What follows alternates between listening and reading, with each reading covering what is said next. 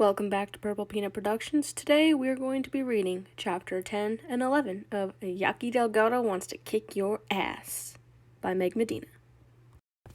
The news leaves me in a daze around Ma. An affair with a married guy? It's hard to imagine her having sex before marriage. Hell, even hard to imagine her having sex at all, really.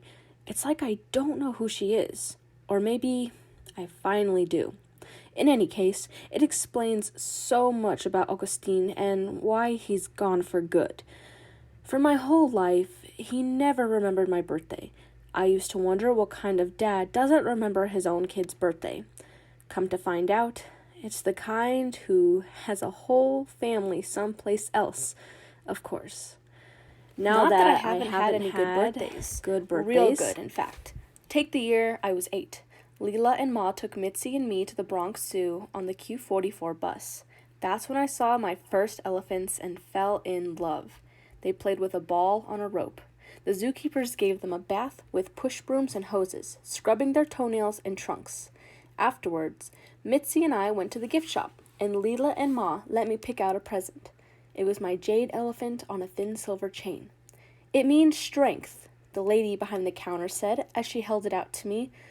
When we got home, Ma baked me a Duncan Hines cake and let me lick the bowl without any warnings of salmonella.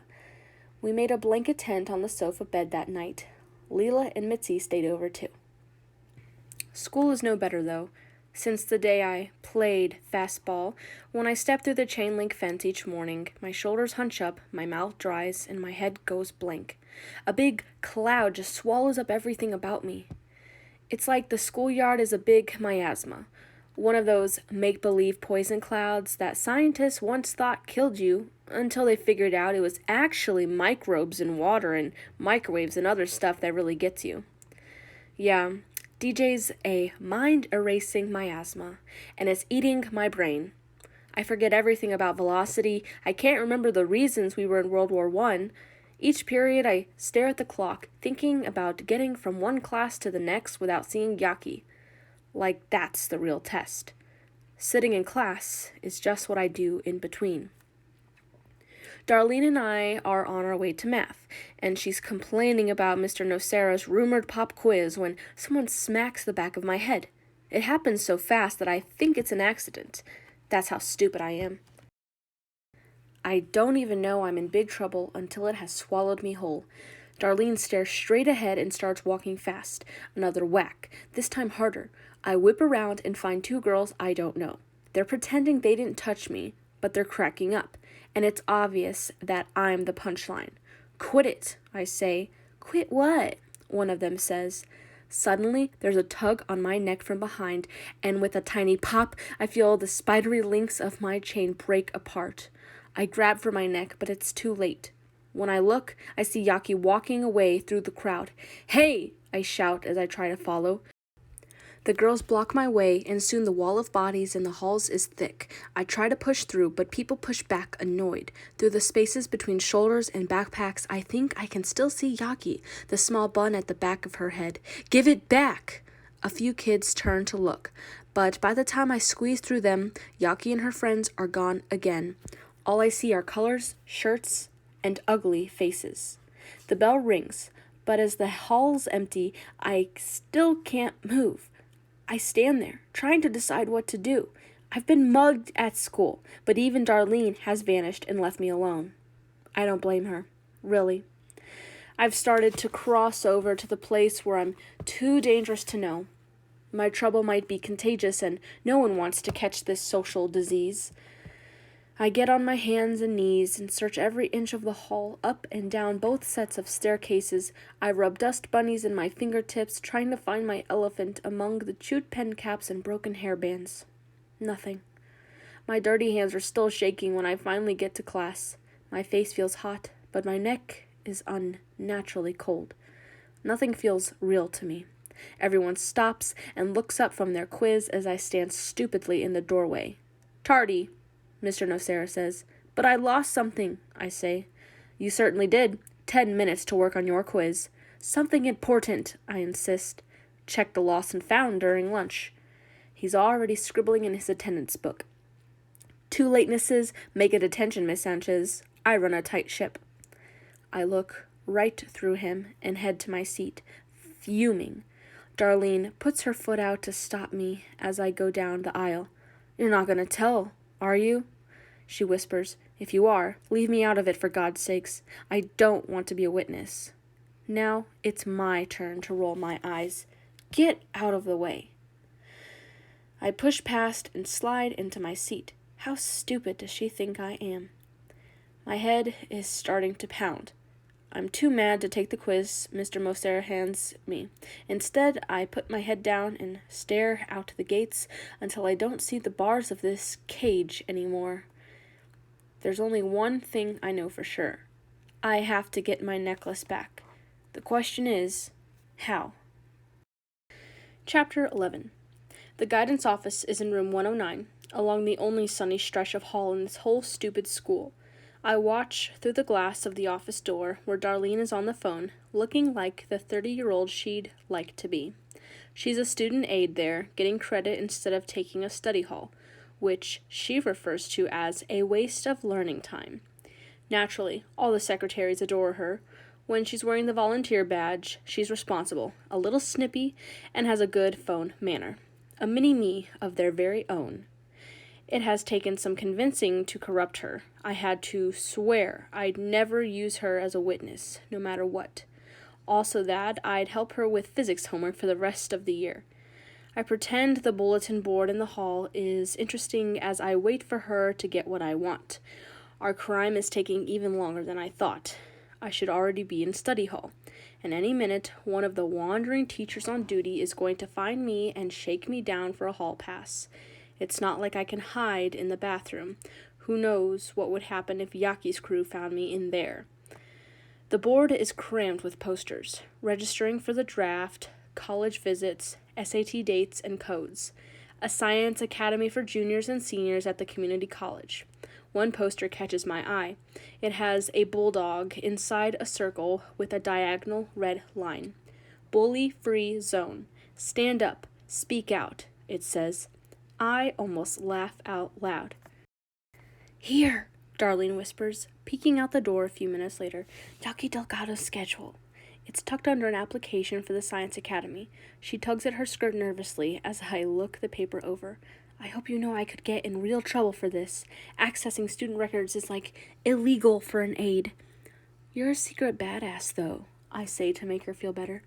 Thanks. I look at the home address and try to place the street. If I'm right, it's in the Bland. A shithole, if ever there was one. Figures. I scan the schedule for room numbers and classes. Yaqui and I don't share a single teacher or classroom in this school, and yet I can't get away from her. How does that happen? I fold the sheet carefully and slip it inside my backpack. You're welcome, Darlene calls. I hurry down the hall. There are 2 little rectangles of glass on the classroom door, both covered with black construction paper. Through the space at the edge, I look inside. According to her schedule, Yaqui has health this period. I'm almost giddy standing there. My head is starting to thud at the temples, a faint beat getting louder by the second until at last I recognize what's sneaking through my brain. It's the steady clave of a salsa, a classic 2-3 beat. Pa-pa, pa-pa-pa, pa-pa, pa-pa-pa. The band in my aching head is waiting to play so Yaqui and I can go mano a mano in our dance. What am I going to do now that I'm standing here? What do I tell the teacher? That I need to talk to Yaqui Delgado? And if I do get to talk to Yaqui, it will be to say what exactly? Give it back, you thief? The whole plan suddenly seemed stupid. Where are you supposed to be? Miss Shepherd has come out of nowhere, and when I turn around, I find her pointing at me with the antenna of her walkie-talkie.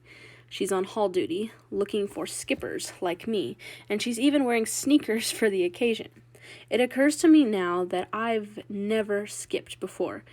Miss Shepherd looks surprised when she sees me at first, then just disappointed. Pity? I don't answer. But not because I'm being rude. It's as if she's talking to someone else. I don't feel anything like the kid Miss Shepherd hoped for a few weeks ago. The fact is, I'm losing my shine in her eyes the same way I'm losing it for Mr. Nocera and all my other teachers. I didn't turn in my English homework yesterday, another dent in my shiny armor. Somehow, I couldn't find the energy to care about participational phrases. "What are you doing out of class?" she asked. My head is swirling, and it feels as if she is talking to me from far away. "Are you all right? You look sick." "I thought I had health, but I made a mistake," I lie. She puts her finger on the walkie-talkie's button and taps the antenna to her lips. She could check my schedule in a second and bust me right there. The bell rang 6 minutes ago. I had to stop in the guidance office first to pick up Magna school stuff. I hold up the stapled application to show her. She nods, thinking. "Pity, I've been wanting to talk to you about your work in English." Before she has a chance to say more, I take a step back. "I'll do better," I mumble, losing my nerve completely. "I should get to study hall." The beat in my head is threatening to split my skull wide open. I make my way down the hall, but when I get to the stairwell, my eyes become glued to the exit door. I don't have the courage to face Yaqui, and now I can't breathe in this school. I can't see who I am or hear my own voice. I'm already late, and who cares if I'm marked absent or unexcused from study hall? I reach for the side doors and push myself into the quiet world outside. The cold sunshine is blinding. I don't go home.